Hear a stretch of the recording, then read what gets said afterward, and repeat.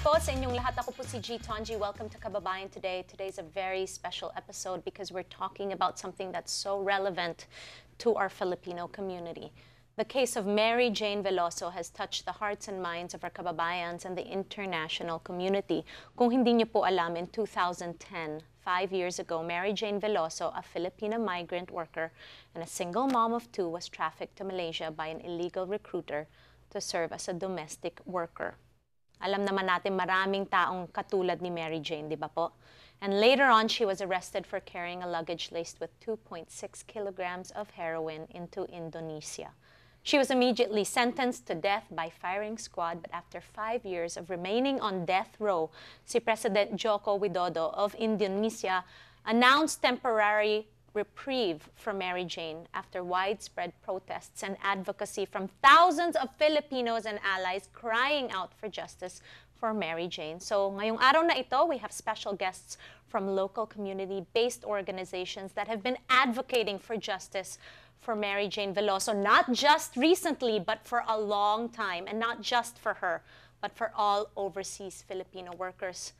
Let's welcome Nikole Cababa here on the show. She's a Filipino-American community organizer from Long Beach and is the SoCal Regional Coordinator of BAYAN USA, a national alliance of 18 progressive Filipino organizations fighting for genuine democracy and lasting change in the Philippines.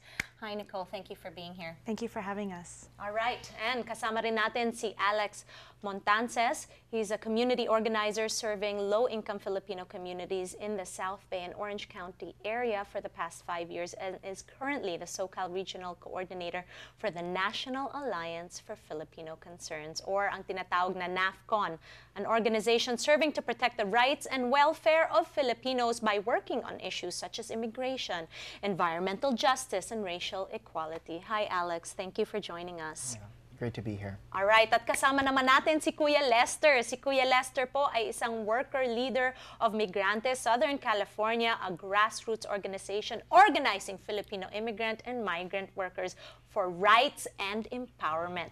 He has been an overseas Filipino worker, or OFW, katulad ko, for the past 10 years. Hello, Kuya Lester. Salamat. Okay, salamat for being here. And last but not least, kasama natin si Deaconess Jeanne Roe Smith, who is a United Methodist deaconess committed to living life of justice, love, and service for all, especially those who are the most exploited. Since January 2009 po, she has served as the campus minister and executive director of the Wesley Foundation serving at UCLA. Jeanne is committed to working alongside her students and the community to keep immigrant and migrant families together and protect and support survivors of labor trafficking. Thank you for being here. A pleasure. Thank you. Okay, so let's get started. We have a very distinguished panel here. Thank you for all the work that you do, all of you, individually and as a group. You help people like Mary Jane every single day. But this is very important that we talk about it. It's hard to talk about, but for the people that don't know, sino ba talaga si Mary Jane? Who is Mary Jane, Alex? Yes, so Mary Jane Veloso, she's 30 years old, a 30-year-old Filipina. She came from a poor family in Nueva Ecija in the Philippines. Her father was a farm worker on Hacienda Luisita, and her family just barely survived by scavenging for recycling items to sell. She's a mother of 2 children, and she realized that she couldn't provide for her family unless she had to go abroad. And so in 2009, she went abroad to be a domestic helper in Dubai first.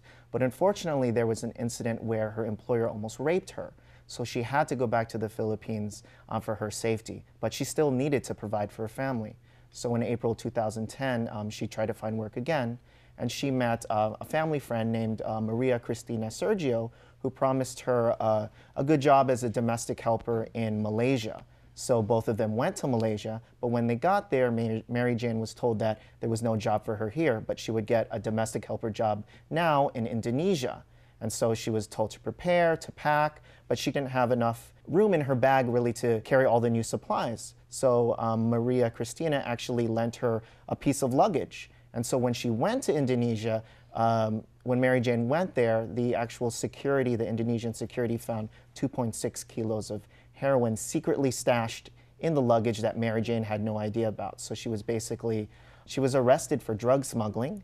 And the thing that happened to her afterwards was even more unfair. She wasn't given proper language interpretation or translation by the police or the courts there in Indonesia.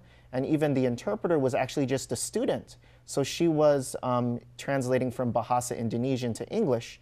And Mary Jane isn't that fluent in English, so she couldn't really understand. She wasn't able to defend herself. So at the end of the case, she was sentenced to death, guilty of drug smuggling. And so now she's been on death row for 5 years. She's not a criminal. She's actually a victim of trafficking, a victim of a drug syndicate, and a really victim of the Indonesian and Philippine government that should have intervened on her behalf. Very well said.